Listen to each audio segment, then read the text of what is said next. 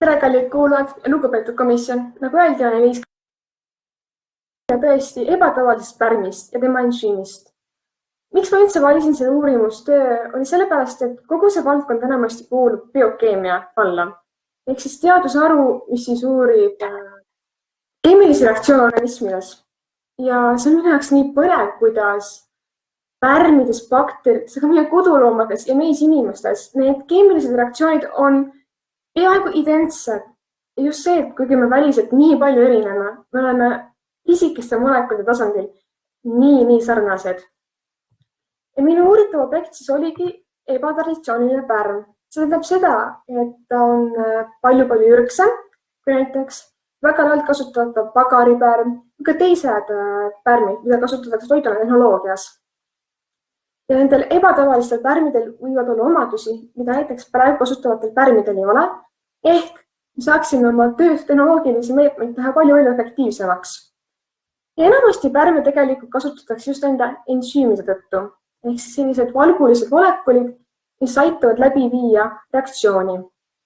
Minu uuritav ensüüm siis kuulus sellisesse klassi nagu alfa-glükosidaasid. Ehk siis nad on sellised ensüümide rühm, mis siis teostab süsivesikute ehk rahvakeeles suhkrute lõhustamist. Ja enamasti looduses esinevadki need süsivesikud polüsahharididena ehk siis hästi pikkade suhkrude molekulidega. Ja näiteks inimese süljes leiduv alfa-amülaas lagundab selle pika tärklisahela omakorda väiksemaks ahelaks. Seda nimetatakse oligosahharidiks. Aga organismid enamasti ikkagi tarbivad seda süsivesikut ühe molekuli, mitte selle pika ahelana. Aga samamoodi tööstus. Ehk siis jälle on omakorda teine ensüümide rühm maltaasid, mis lagundavad taas seda sidet, mis nende kahe süsivesiku molekuli vahel on ära. Ja siis seda saadud, nagu ma ütlesin, seda saadud süsivesikut siis kasutatakse siis biodiisli tootmiseks, alkoholitööstuses, pagarijärjes või ka meie organismid.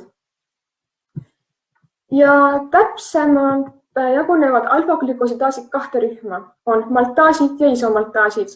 Nagu minu pealkiri viitas, on minu uuritav ensüüm maltaas. Ja need kaks ensüümirühma erinevad oma poolest selle poolest, et nad lagundavad erinevaid sidemeid. See on selline pisike nüanss, aga mis tegelikult väga määrav. Ja minu uuritav ensüüm oli siis Plastobotrus adeninovorans alfa-glükosidaas 2, ehk siis sellel samal pärmil on avastatud ka teine alfa-glükosidaas.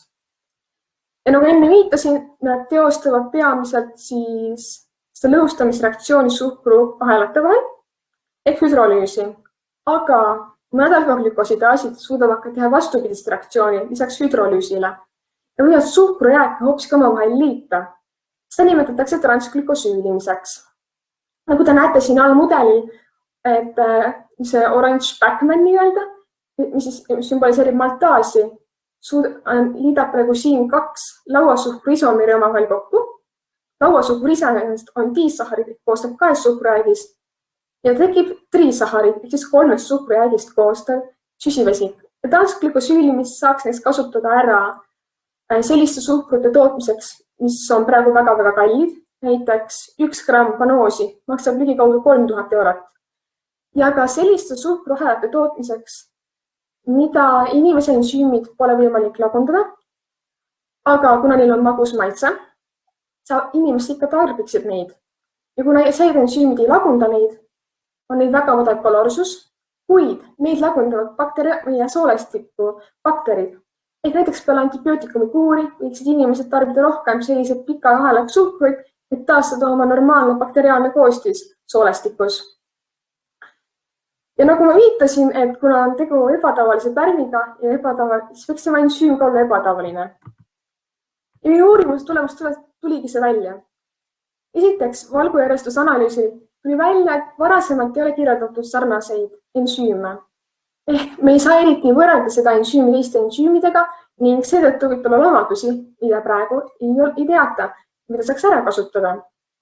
Lisaks veel erinevad teistest alfa-glükosidaasidest on ta väga kõrge aktiivsusega.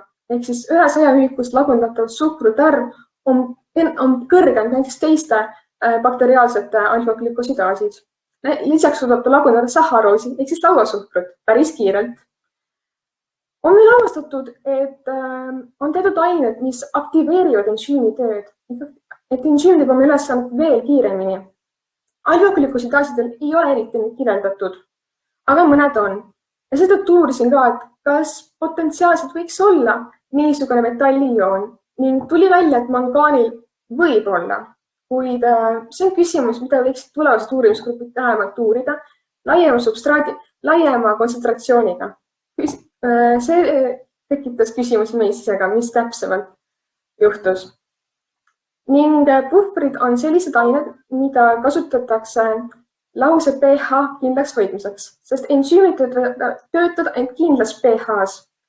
Et ristpuhvrit kasutatakse väga palju sellepärast, et tema pH mõjutab rakukeskkonda. Tuli välja, et seal ajalt kasutatud ristpuhver hoopiski inhibeerib ja ikka väga-väga palju nii uuritud ensüümi. Ja sellest sai omakorda sisendid ka Tartu Ülikooli raku ja molekulaarbioloogia instituudi uurimisgrupp, kes uuris täpsemalt, kuidas ristpuhver seondub siis minu uuritava ensüümiga. Minu lemmik osa uurimustööst oligi siis transglükosüülimis ehk siis suhkrujääkide uurimine. Esiteks see oli kõige aeganõudvam, kõige pikaajalisem ja kõige huvitavamad tulemused tulid välja. Kui me vaatame seda anumist joonist, siis me tõesti näeme, et kõige üleval on pisikesed täpid. Need viitavad sellele, et toimus hüdrolüüs ehk siis kuna ma uurisin substraate, mis olid disahariidid, tekkisid hüdrolüüsi käigus monosahariidid. Aga seal all hallides kastis näete pisikesi halli täppe ka. See viitab sellele, et toimus ka vastupidi reaktsioon ehk siis toimus suhkrujääkide omavahel liitmine.